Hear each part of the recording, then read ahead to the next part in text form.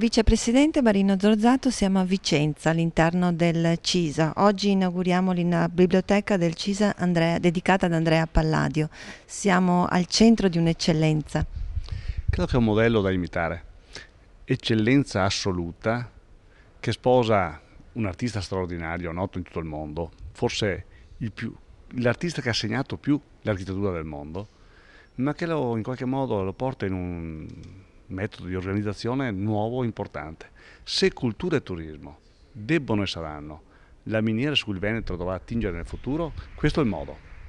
Oggi riusciamo a rendere disponibili 30.000 volumi, rendere disponibile un sistema multimediale straordinario.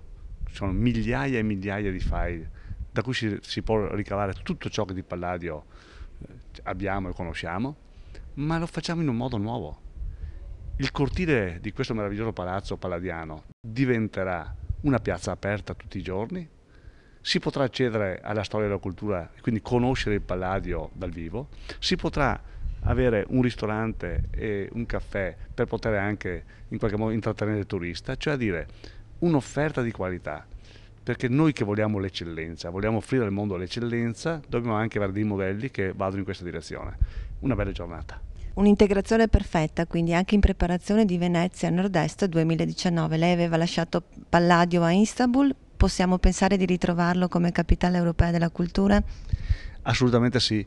Ricordo sempre a me stesso che la prima uscita che ho fatto da assessore alla cultura fu presenziare per il Veneto alla chiusura dell'anno di Istanbul, capitale della cultura 2010, europeo, Istanbul, che stranezza. E fu chiusa quella iniziativa con una mostra straordinaria sul Palladio. Là ho compreso il valore di questa candidatura, il valore del Palladio, e credo che allora noi che concorriamo a che Venezia e il Nord-Est siano capitale della cultura nel 2019, il Palladio è il nostro centravanti.